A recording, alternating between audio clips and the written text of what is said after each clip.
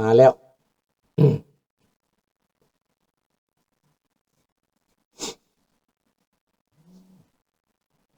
สบายดีพี่น้องลูกหลานคนลาวคนไทยอยู่ไสก็แล้วแต่ที่หักหอมเสรีภาพและประชาธิปไตยทุกท่านพี่น้องผู้ใดบ่หักหอมประชาธิปไตยก็เตะออกไปแล้วก็แล้วเบิดปัญหาสบายดีมนสบายดีทุกท่านเด้อพี่น้องเด้อขอห้องเพลงชาติก่อนพี่น้อง ว่าทอนขอให้ห้องเพลงชาติทุกมื้อว่าซั่น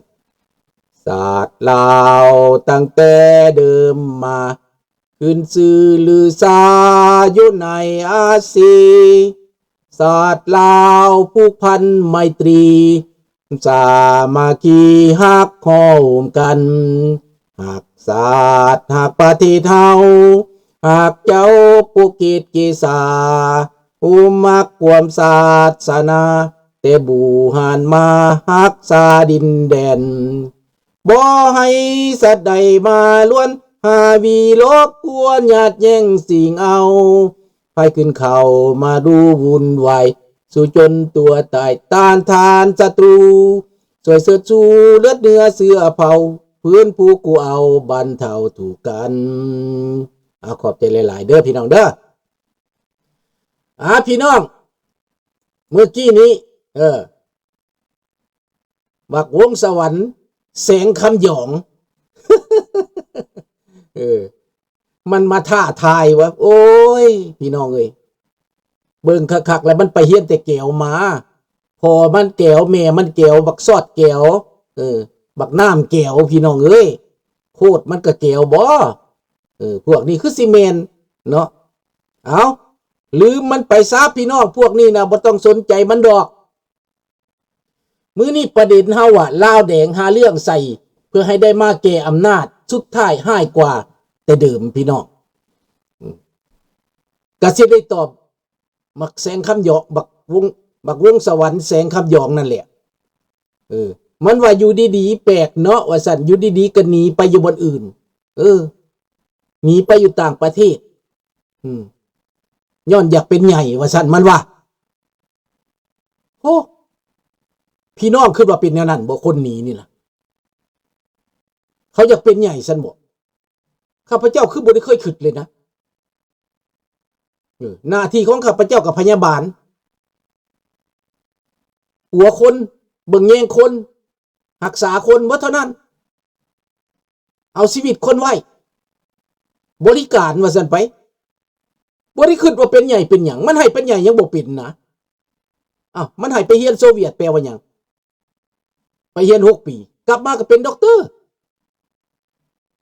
แต่ข้าพเจ้าบ่ได้อยากเป็นใหญ่อันนั้นเด้เป็นใหญ่ในระบอบเผด็จการนี่นะเป็นใหญ่ในระบอบที่บ่เป็นธรรมนี่นะข้าพเจ้าบ่ได้หวังอยากเป็นเด้คันอยากเป็นทหารก็อยากเป็นใหญ่ก็ไปฆ่าคนฆ่าคนแล้วเอาเสาะเจ้านายให้ได้ขึ้นมาเป็นใหญ่ข้าพเจ้าก็บ่แม่นแนวนั้นอีกบ่อยากได้แนวนั้นอีกเพราะมันขัดกับมโนสำนึกพี่น้องมโนสำนึกของข้าพเจ้านั้นความเป็นธรรมความยุติธรรมเรื่องศีลเรื่องธรรมเรื่องความอยู่เย็นเป็นสุขเรื่องความถูกต้องเห็นบ่คันมันบ่ถูกต้องแล้วหลับบ่ได้ข้าพเจ้านี่นะกินบ่ได้เอาก็บ่เอาเฮ็ดก็บ่เฮ็ดคันบ่ถูกต้องแล้วนะอยู่บนนี้พ่อแม่สอนมาแนวนั้นครูบาอาจารย์สอนมาแนวนั้นจิตสำนึกของข้าพเจ้าก็เป็นแบบนั้นเจ้าแสงอันเจ้าขอบใจหลายๆเด้อแสงไทยเด้อดังนั้นมันหลับบ่ได้สิ่งที่เขาให้นั่นน่ะมันบ่มีดอกพอเด้ยเพราะพวกนี้พวกจูนสิ่งที่มันเว้านั่นน่ะมันบ่คือกับความมันเว้าจักอันเลยพี่น้องสบายดีบาชาในทั้งหมดน่ะก่อนพวกมันสิได้อำนาจน่ะพวกมันหาเรื่องผู้อื่นได้พี่น้องไปเบิ่งแม่ในคลิปที่ว่าข้าพเจ้าโพสต์ไปนะตั้งแต่1940ปลายพุ่นนะที่ข้าเจ้าพยายามสร้างความถูกต้องปรองดองพยายามเซิร์นพยายามนำเอามาไปอยู่ไทยก็ไปเซิร์นเอามานำเอามาเจ้าผิดสละก็ได้ พวกสุพรรณวงศ์มวลพวกลาวอิสระเป็นน้ำเอามาร่วมกันอย่าไปบ้านเพิ่นเมืองทานให้อภัยเพชรสลาดมาแล้วก็ขอโทษขออภัยกราบตีนพระเจ้าชีวิตเสี่ยวซ้ำใดพรรคการเมืองก็ตั้งได้บ่ได้ไล่ฆ่าไล่แกงนะตั้งพรรคการเมืองได้เห็นบ่ล่ะอันที่ว่าพวกเราอิสระฝรั่งไล่ยิงอันบ่แม่นโทษเฮาได้บ่แม่นโทษเจ้าชีวิตได้นั่นได้ฝรั่งไล่ยิงมันเจ้าไปยิงฝรั่งฟังคักๆได้เจ้าไปเข้าข้างแก้วเข้าข้างญี่ปุ่นไล่ยิงฝรั่งไล่ฆ่าฝรั่งบัดฝรั่งมันเอาคืนแล้วสิมาโทษลาวบ่ได้เด้อนั่นเด้อเห็นบ่ล่ะฝรั่งมันเอาคืนมันชนะตอนญี่ปุ่นชนะนี่ฝรั่งป๊บเป็นบ่ล่ะ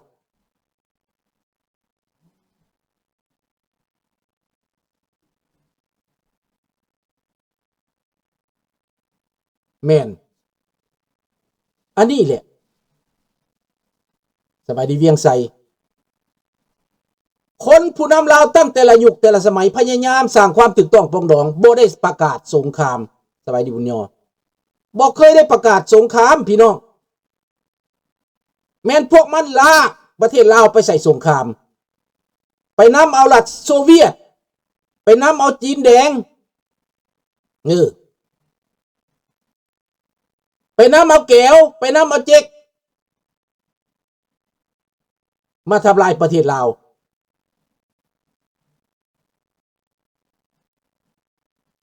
แม่นแล้วลูกแม่จ้างแก้วแหละแม่นอย่าลุงผู้เว้าถือดังนั้นคนลาวของพวกเฮานี้บ่ได้ไปสร้างสงครามอีหยังบ่ได้ไปประกาศสงครามเห็นบ่ล่ะและพวกมันหาเรื่องใส่โรงเรียนมันกระจูดโรงหมอมันกระจูดอูเข้าอูน้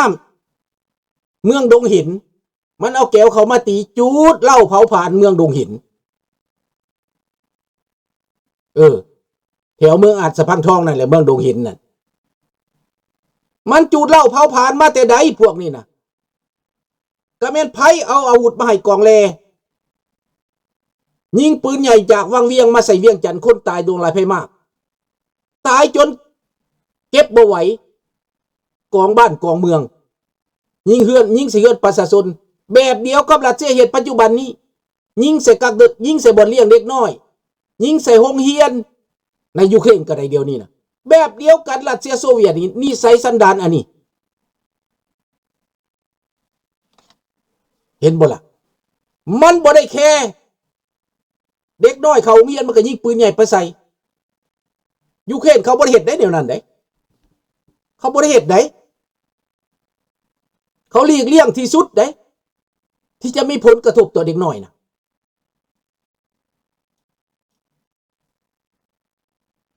เรื่องของมันก็เป็นแบบนี้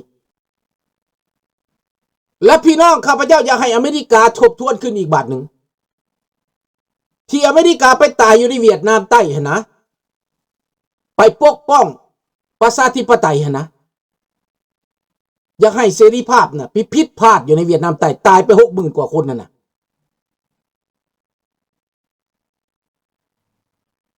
มาบาดี้พอจะไปเข้าข้างรัสเซียอีก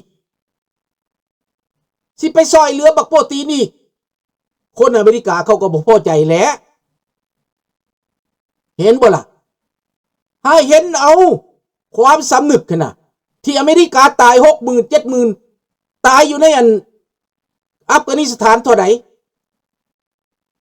ทุกอย่างมีแต่รัสเซียอยู่ทั้งหลังเบิดแม่นโซเวียตอยู่ทั้งหลังเบิดเรื่องที่เกิดขึ้นในโลกนี่นะเกิดความรุนแรงเกิดการฆ่าการฟันการติดคอดแย่งนี่มาจากรัสเซียอยู่เบื้องหลังเบิดพี่น้อง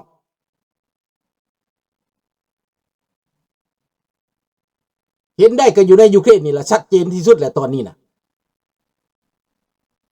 ตอนอยู่ในเวียดนามอเมริกาน่ะนะไปล้มไปตายอยู่ในเวียดนามก็เมนรัสเซียเบิดโซเวียตเบิดเอาเงินมาให้ มาหนุน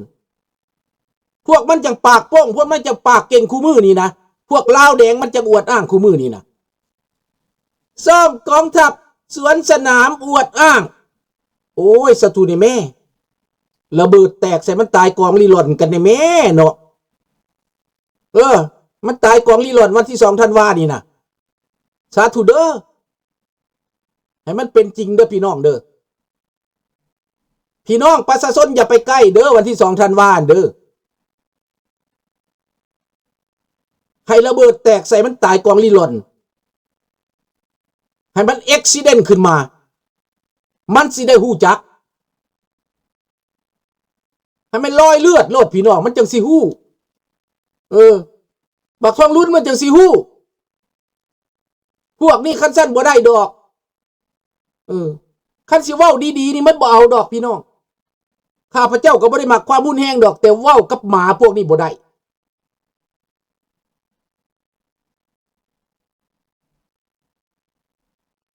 มันบ่แม่นประชาธิปไตยจักดีได้น้องธนพรเฮาเว้าแนวดีเฮาเว้าแนวถูกเว้าแนวสร้างสรรค์บ่เอาได้น้องธนพรมันเข็นฆ่าเฮามาพอแห้งแล้วเฮานี่เป็นวิกติมนะมันยังว่าเฮาอยู่บ่ดีอยู่ดีๆก็หนีไปมันว่ะโธ่โคตรแม่โคตรพ่อมันนี่นะโคตรพ่อโคตรแม่บักวงสวรรค์แสงคำหยองนี่นะเฮียนมาจากเกี่ยวว่าซั่นแม่นไผอยากหนีน้ำตาออกเลือดได้จังได้หนีได้พี่น้องให้เบิ่งเอาได้แล้วผู้ใดอยากหนีจากประเทศบ่มีอยู่สิหนีนี่นะแต่ขนาดเขาเอาไปเฮียนนะยังบ่อยากไปนะบ่อยากหนีจากประเทศนะ1973นะข้าพเจ้านี่นะฝรั่งสิเอาไปนะบ่ไปย้อนหยังมีความหักพี่น้องบ่อยากไปคันบ่ได้เอาเมียไปนำบ่ไปเลือกความหักได้พี่น้องให้คิดเอาว่าข้าพเจ้านี่มักใหญ่ไฟสูงว่าซั่นยังได้หนีจากประเทศว่าซั่นมันบ่แม่นคิดต่างได้อันนี้นะมันหาเรื่องได้คนที่เขาหนีล่มหนีตายนี่เขาเจ็บเขาปวดได้พี่น้องมันหาเรื่องใส่ความได้พวกผีป่าอยากได้อำนาจพี่น้องใส่ความเขาสาดโค่นใส่เขาหาว่าเขาบ่ดีหาว่าเจ้านายแต่ก่อนนะบ่ดีจังใดเงินเดือนทหารเมียบ่ได้เป็นทหารก็ได้กิน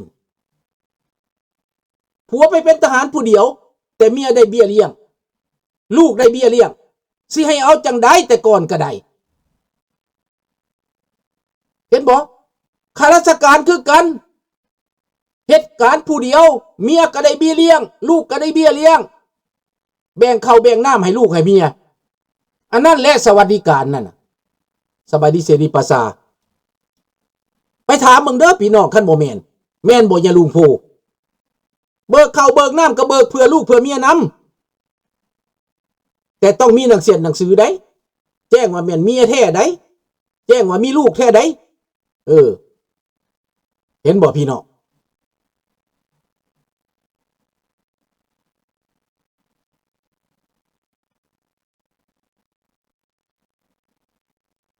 ผู้ชายแต่งงานมีลูกแม่นมีผู้รับผิดชอบครอบครัวแม่น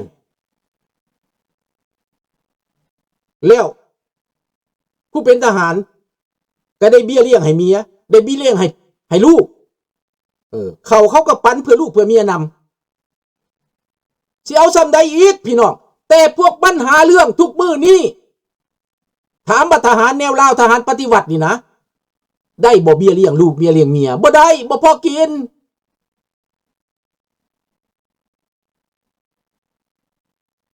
แล้วข้าพเจ้ามาอยู่แคนาดาเนี่ยข้าพเจ้าได้เป็นใหญ่บ่